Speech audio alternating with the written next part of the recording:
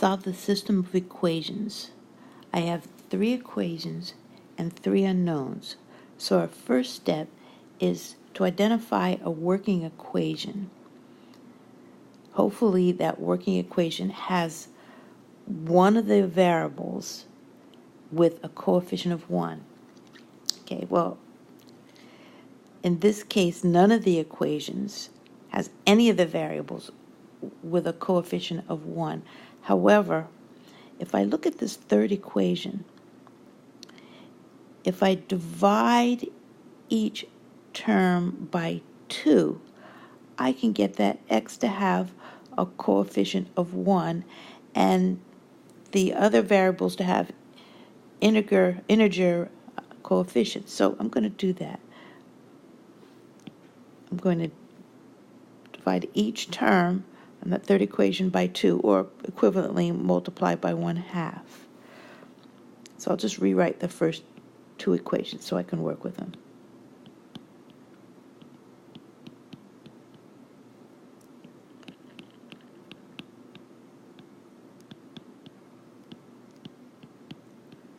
So this third equation, if I multiply each term by 1/2 or divide each term by 2, I'll be left with x plus 2y minus z equals 7. All right, so I'm going to identify that third equation as my working equation and x as my focus variable. So I'll use this x to eliminate the x in the second equation and in the first equation. So I'll do this first. I'll take my working equation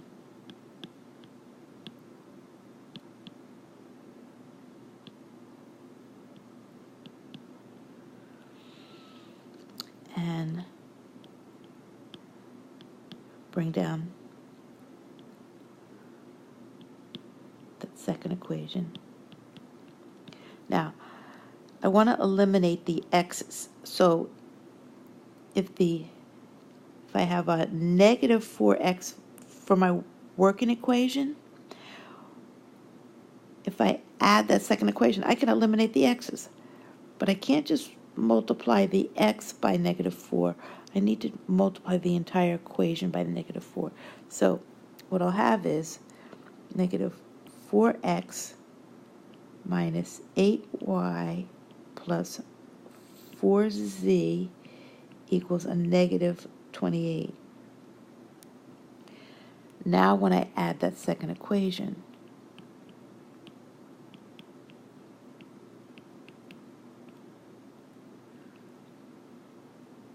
I can get the x's to drop out.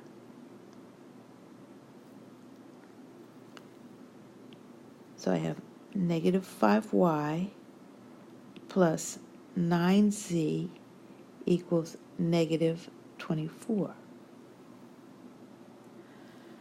Okay, next I want to take that working equation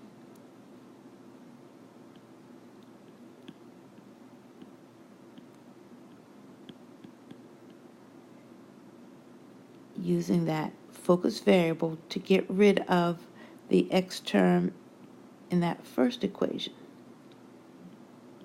So I'll just rewrite that first equation.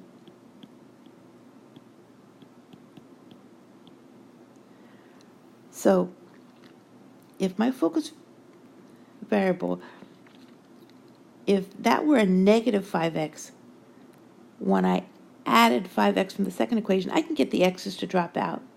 So I have to multiply that entire equation by a negative 5. So what I'll get is negative 5x minus 10y minus, there would be plus 5z equals negative 35. Now adding the second equation, 5x minus 2y plus 3z equals negative 9. Adding the x's drop out as planned, I have negative 12y plus 8z equals negative 44. Now, if I look at the coefficients of this new equation, I see that they're all divisible by 4. So I can simplify that equation by doing just that, dividing each term by 4, or equivalently multiplying each term by 1/4. So I'll have a negative 3y plus 2z equals a negative 11. So I have two equations and two unknowns. All right, so I'll rewrite them. 5y plus 9z equals negative 24, and negative 3y plus 2z equals negative 11. I need either the x's, or either the y's or the z's to drop out. Well, let's get rid of the y's.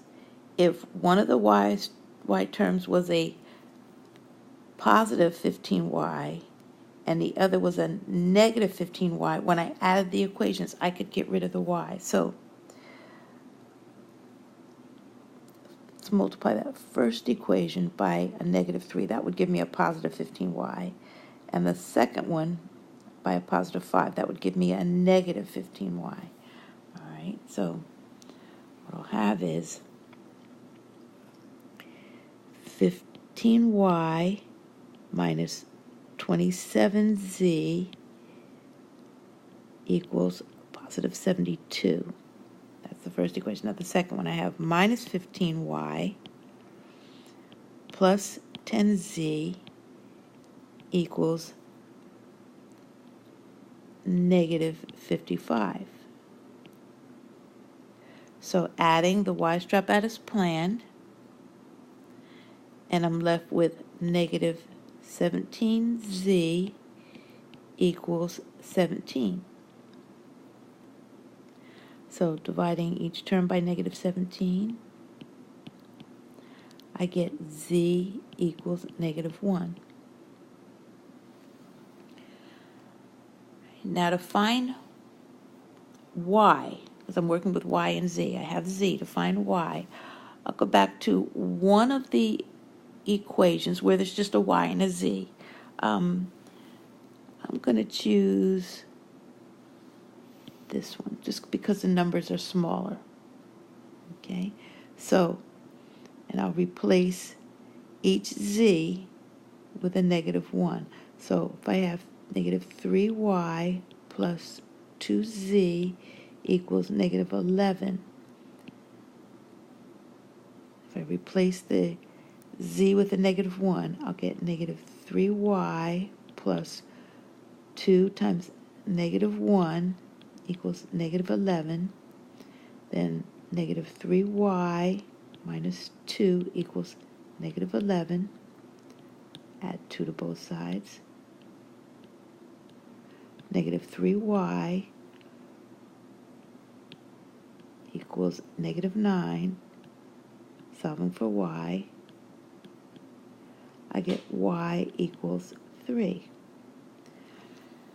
Now I have the y value, the z value. I need the x value. So I'm going to go back and get that working equation. That was x plus 2y minus z equal 7. And then I'll replace the y with 3 and the z with negative 1.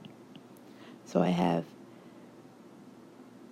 x plus 2 times 3 minus a negative 1 equals 7.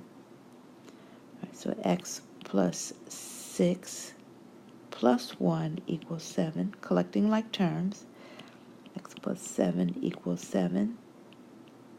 Solving for x, I get x equals 0. So I'm going to write my answer as an ordered triplet. That is, x first, then y, then z.